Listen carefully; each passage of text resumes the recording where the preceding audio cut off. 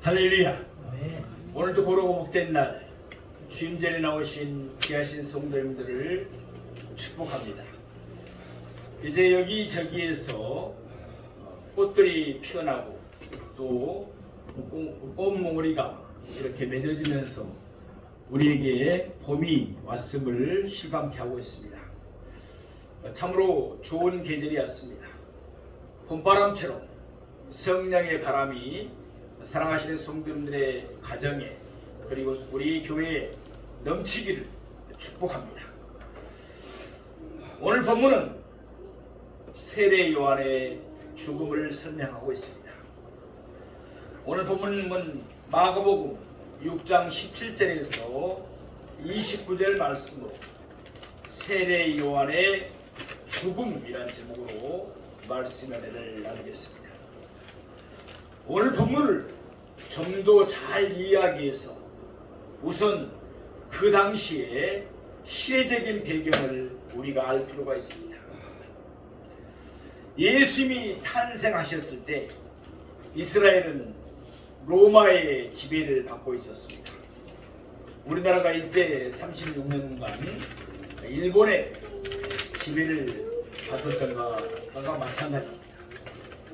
로마는 이두메 사람 헤롯을 왕으로 세워서 이스라엘을 다스리게 했습니다. 헤롯은 유대인의 왕으로 나신 아기 예수를 죽이려고 했습니다. 그러다가 얼마 가지 않아 그는 심한 병에 걸려 죽었습니다. 역사가들은 그를 헤롯 대왕이라고 부릅니다. 헤롯 대왕이 죽고 난 뒤에 로마는 그가 다스리는 이스라엘을 4개의 지역으로 나누었습니다. 그리고는 4사람을 세워서 각기 한 지역을 다스리게 했습니다. 이들 4사람을 가리켜서 분봉왕이라고 부릅니다. 헤롯 대왕에게는 모두 10명의 아내가 있었습니다. 자연히 그들에게는 배다른 자녀들이 많을 수밖에 없었습니다. 헤롯 대왕이 죽은 후에 그의 아들들 가운데서 3사람이 로마에 의해서 이스라엘의 분봉왕으로 세움을 받았습니다. 마태복음 2장 22절을 보면은 헤롯 대왕이 대왕의 뒤를 이어서 그의 아들 아켈라오가 유대를 다스리는 분봉왕이 되었습니다. 그러나 그는 얼마 가지 않아 그 자리에서 물러났습니다. 그 이후로는 로마는 총독을 파송해서 유대를 다스리게 했습니다. 누가복음 3장 1절 말씀을 보면은 예수님이 공생애를 사실 당시에는 로마에서 파송을 받은 본디오 빌라도가 유대를 다스리는 총독이었습니다. 물론 헤롯 대왕의 아들 아켈레오가 분봉왕의 자리에서 물러난 후에 이미 몇 사람의 총독들이 그 자리를 거쳐간 뒤였습니다. 그리고 이때 헤롯이 갈릴리의 분봉왕이었습니다. 그도 마찬가지로 헤롯 대왕의 아들이었습니다. 역사가들은 그를 가리켜서 헤롯 안티파스라고 부릅니다. 그가 바로 오늘 본문에 나오는 헤롯입니다. 그는 갈릴리의 베레와 곧 요단강 동편을 함께 다스렸습니다. 또한 이때 분봉왕 헤롯의 이복 동생인 빌립이 이두레와 드라고니 지방 곧 갈릴리 바다의 동편을 다스리는 분봉왕이었습니다. 그러나 오늘 본문에는 나오는 빌립과는 다른 인물입니다. 서로 어머니가 다르기 때문에 같은 이름을 쓸 수가 있었습니다. 4번째 분봉왕은 루사니아였습니다. 그는 아빌레네 곧 갈릴리의 북쪽 지방을 다스렸습니다. 그는 헤롯 대왕의 아들은 아니었습니다. 그 당시 애국을 다스리던 푸를레미 왕조의 속한 사람이었습니다. 분봉왕 누사냐에 대해서는 잘 알려지지 않고 있습니다. 오늘 본문에 등장하는 헤롯은 갈릴리와 베레아의 분봉왕이었습니다. 그가 갈릴리에 나도는 예수님의 소문을 듣게 되었습니다. 그러자 오늘 본문 바로 앞절인 16절 말씀에서 밝히는 것처럼 그는 자기가 목벤 세례 요한이 살아났다고 여겼습니다. 곧이어 오늘 본문은 세례 요한이 어떻게 해서 목베었는가를 설명하고 있습니다. 우리는 오늘 본문을 세 장면으로 나누어 볼 수 있습니다. 첫째로 세례 요한의 투옥입니다. 오늘 본문 마가복음 6장 17절 말씀을 함께 보시겠습니다. 전에 헤롯이 자기가 동생 빌립의 아내 헤로디아에게 장가 등고로 이 여자를 위하여 사람을 보내어 요한을 잡아 옥에 가두었으니. 빌립 왕 헤롯은 본시 아레다 왕의 딸과 결혼했습니다. 아레다 왕은 사해 남쪽에 위치한 나라이면서 아랍 족속으로 이루어진 나바테아 왕국을 다스리고 있었습니다. 말하자면 분봉왕 헤롯과 아레다의 왕의 딸은 정락 결혼을 한 셈입니다. 그런 중 한편은 헤롯이 그의 이복 동생 빌립의 집을 방문하게 되었습니다. 이미 밝힌 대로 이 빌립은 분봉왕 빌립과는 다른 사람입니다. 분봉왕 헤롯과 분봉왕 빌립 그리고 오늘 본문의 빌립은 모두 헤롯 대왕의 아들들로서 서로 배다른 형제들이었습니다. 오늘 본문에 등장하는 빌립은 분봉왕이 아니었기 때문에 그에게는 다스릴 영토가 없었습니다. 따라서 그는 헤롯 대왕의 아들이기는 했지만 어쩔 수 없이 평민으로 살고 있었습니다. 그 빌립에게는 헤로디아라는 아내가 있었습니다. 헤로디아는 헤롯 대왕의 손녀였습니다. 그러니까 헤로디아는 자신의 이복 삼촌인 빌립과 결혼을 한 셈이었습니다. 그 두 사람 사이에 딸이 있었습니다. 역사가 요세푸스는 그의 이름을 살로메라고 밝히고 있습니다. 그가 바로 오늘 본문에 나오는 헤로디아의 딸 살로메입니다. 아무튼 빌립의 집에서 분봉왕 헤롯과 헤로디아가 서로 만나게 됐습니다. 그 즉시 두 사람 사이에 눈빛이 오가면서 정이 통했습니다. 분봉왕 헤롯은 헤로디아의 아름다움에 미모에 끌렸습니다. 반면에 헤로디아는 분봉왕 헤롯이 가진 권력의 마음이 같습니다. 분봉왕 헤롯은 아레다 왕의 딸과 이혼했습니다. 그리고 헤로디아도 그의 남편 빌립과 이혼을 합니다. 그리고는 두 사람이 결혼을 합니다. 그러니까 헤롯은 자기의 이복 조카와 재혼한 셈이고 또한 헤로디아는 자기의 또 다른 이복 삼촌과 재혼한 셈이었습니다. 오늘 본문 17절 하반부를 보면 이 여자를 위하여 라는 말씀이 나옵니다. 헤롯이 세례 요한을 감옥에 가둔 것은 그러니까 헤로디아를 위한 것이었습니다.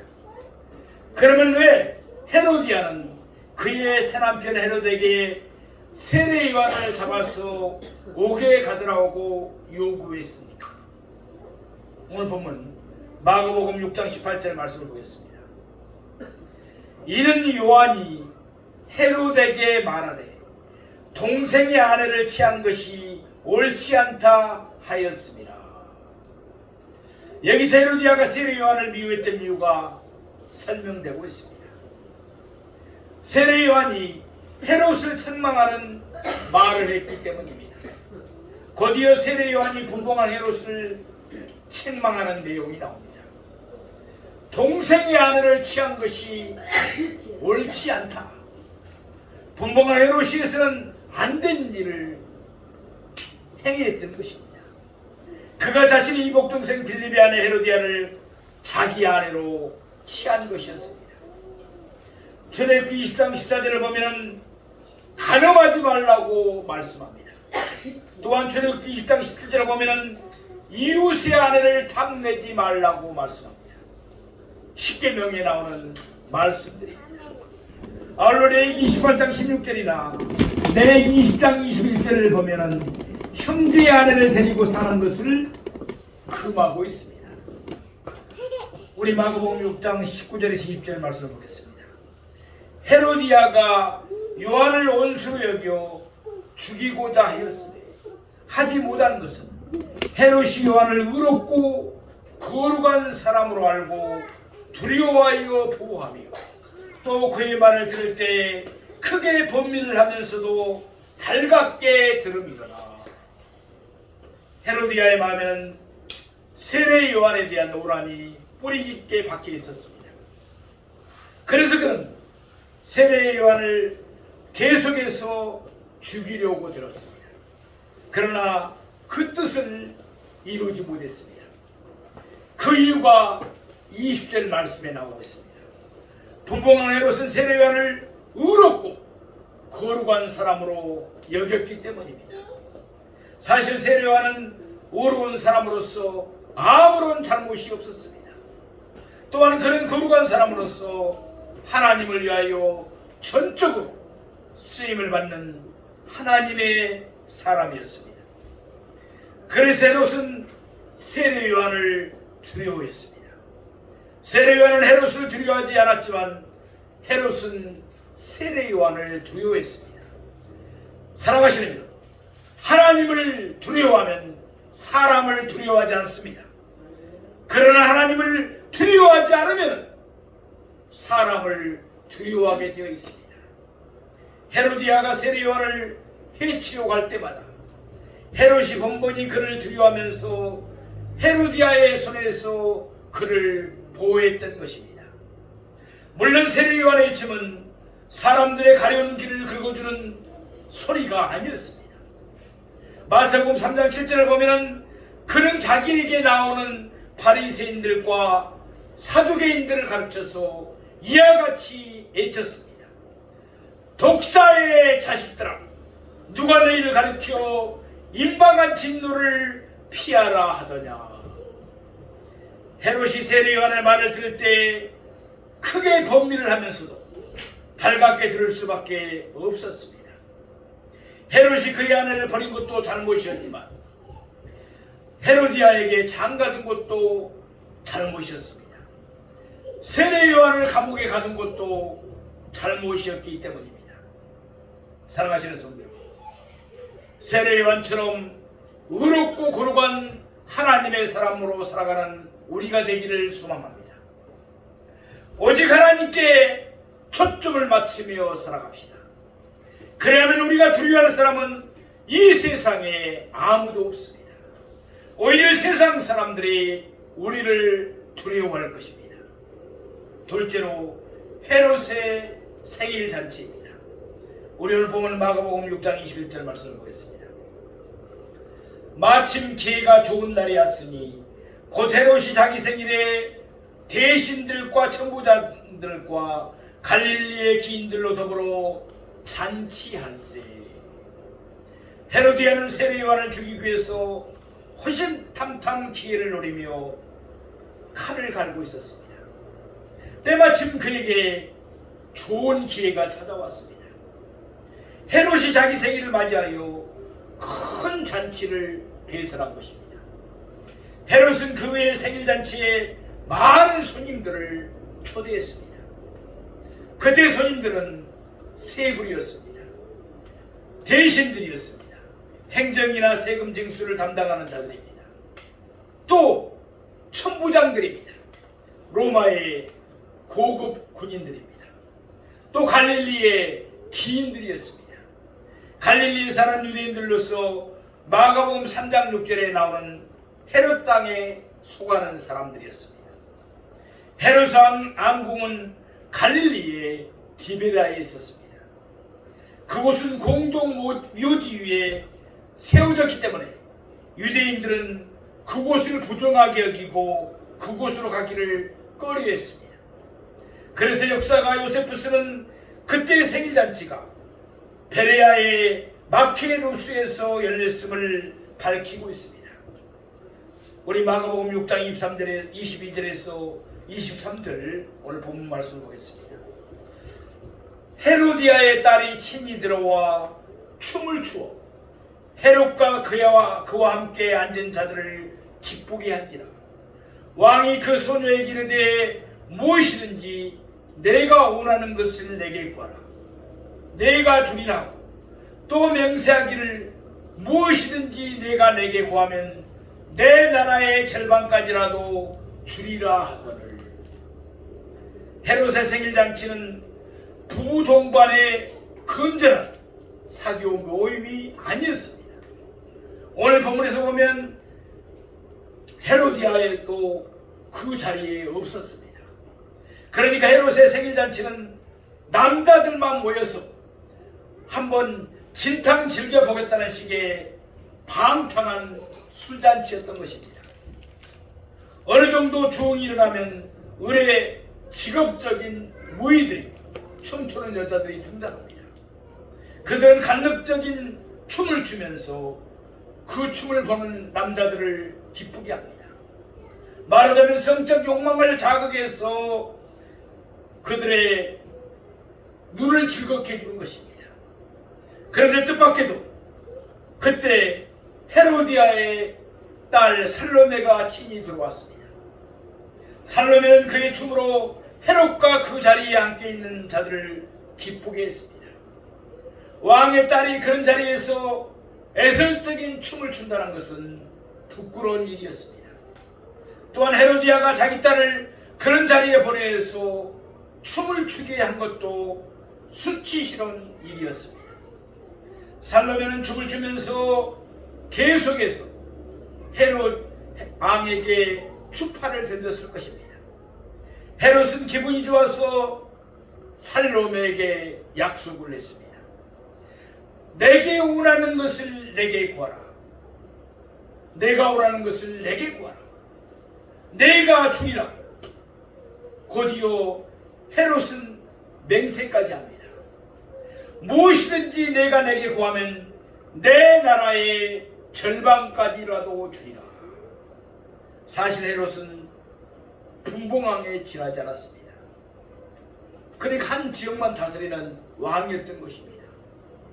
나라의 절반이 아니라 그 10분의 1이라도 마음대로 할 수 있는 권한이 헤롯 왕에게는 사실 없었습니다. 왜 그렇습니까? 당시 로마의 식민지에 있었기 때문에 그렇습니다. 그런데도 그는 자신을 한번 가시해 보고 싶어서 허풍을 떨었던 것입니다. 마가복음 6장 24절에서 25절 말씀을 오늘 본문 말씀을 보겠습니다. 그가 나가서 그 어머니에게 말하되 내가 무엇을 구하리까? 그 어머니가 이르되 세례 요한의 머리를 구하라 하니 그가 곧 왕에게 급히 들어가 구하여 이르되 세례 요한의 머리를 소반에 얹어 곧 내게 주시기를 원하옵나이다 하니 살로메는 그의 어머니 헤로디아의 조종을 받고 있었습니다. 그래서 살로메는 나가서 헤로디아에게 자기가 무엇을 구할 것인가를 물었습니다. 헤로디아는 조금도 주저하지 않고 세례 요한의 머리를 구하라고 말했습니다. 살로메는 곧 왕에게 급히 들어갔습니다. 그리고 헤롯에게 세례 요한의 머리를 소반에 앉아서 곧 자기에게 달라고 요구했습니다. 소반은 큰 쟁반을 가리킵니다. 더군다나 마태복음 14장 8절을 보면은 여기서 그러니까 바로 그 자리에서 자기에게 달라고 요구했습니다. 우리 오늘 본문 마가복음 6장 26절 말씀을 보겠습니다. 왕이 심히 근심하나 자기가 맹세한 것과 그 앉은 자들로 인하여 그를 거절할 수 없는지라. 헤롯은 세례 요한을 의롭고 거룩한 사람으로 여겼습니다. 그래서 그동안 헤롯은 그를 두려워하면서 그를 죽이려 하는 헤로디아로부터 줄곧 그를 보호해왔습니다. 그런데 살로메가 너무도 끔찍한 요구를 하자 헤롯은 심히 근심할 수밖에 없었습니다. 살로메야, 내가 나에게 보석이나 예쁜 옷이나 값비싼 향유를 구하였다면 나는 기꺼이 그것을 너에게 주었으리라. 그러나 너는 지금 내게 큰 악을 행하도록 요구하고 있다. 그런 요구는 내가 결코 들어줄 수 없다.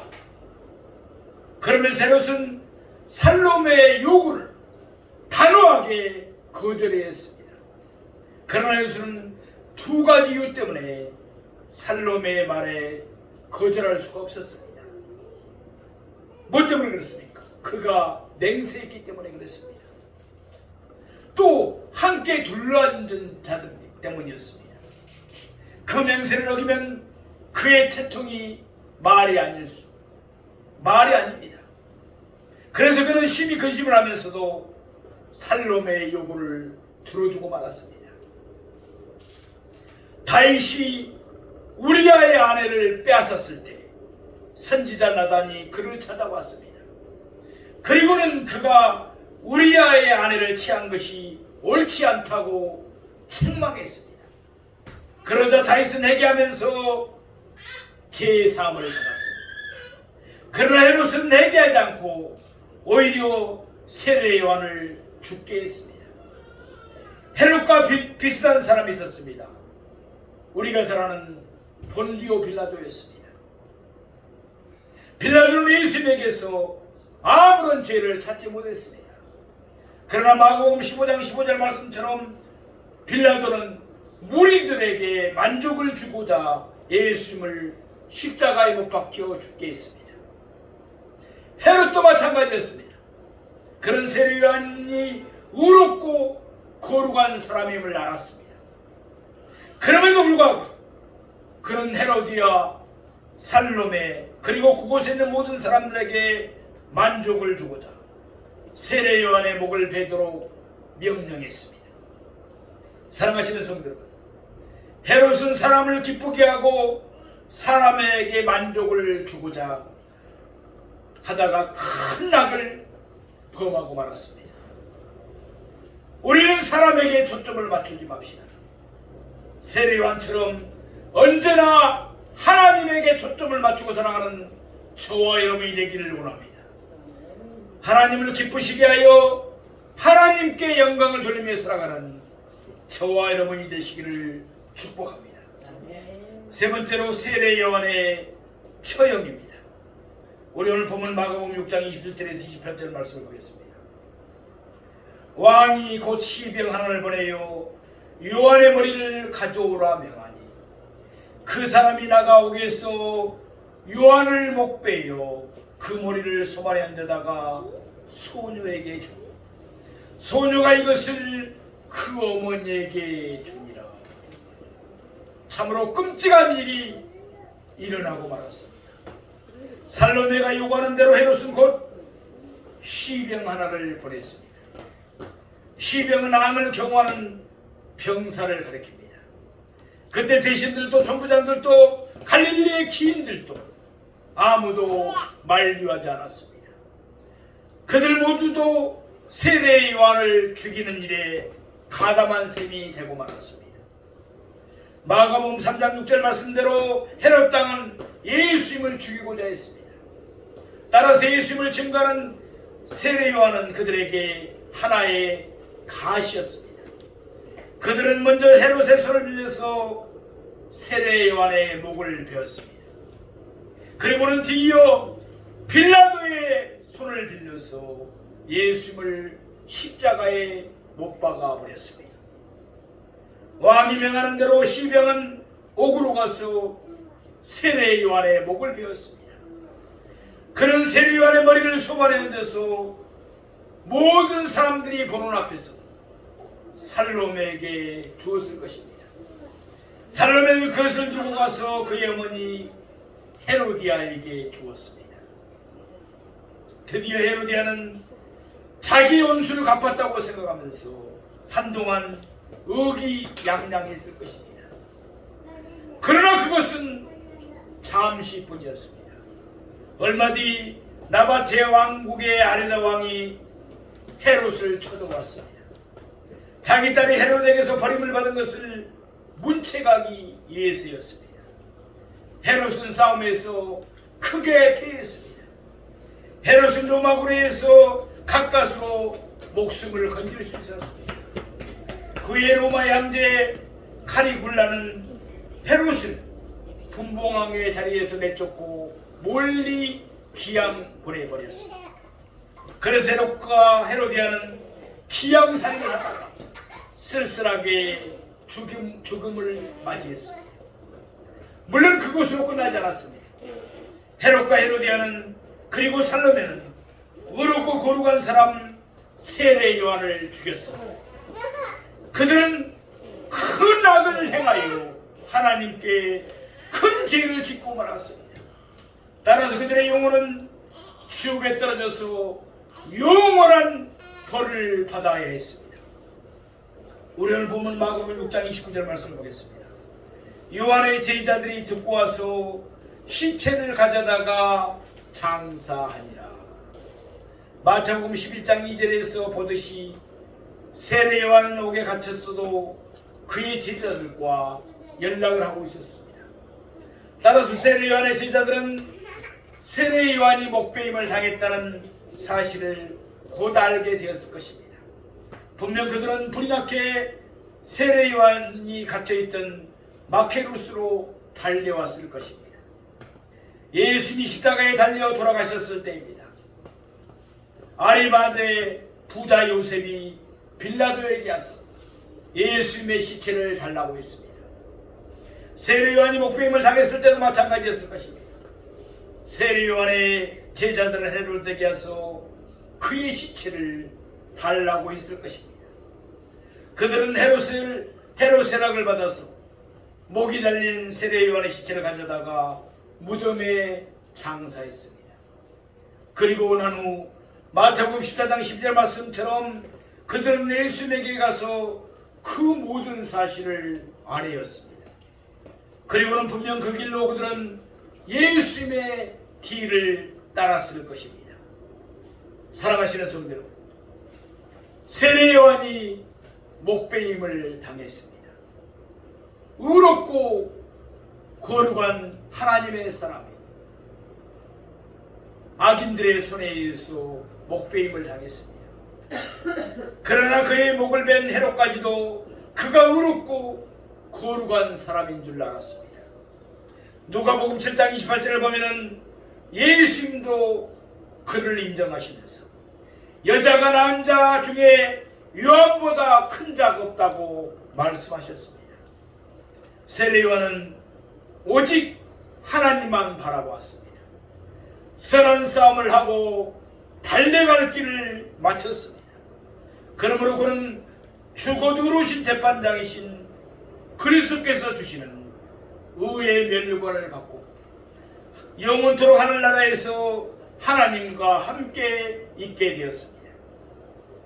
세상 사람들은 헤롯처럼, 헤로디아처럼, 살로메처럼 살아갑니다. 그러다가 그들은 영원한 불못에 던져질 것입니다. 우리는 세례 요한처럼 하나님 앞에서 늘 의롭고 거룩하게 살아가기를 원합니다. 그래서 우리 모두 하나님으로부터 칭찬을 받는 크고도 영원한 상급을 받는 저와 여러분이 되시기를 주님의 이름으로 축원드립니다.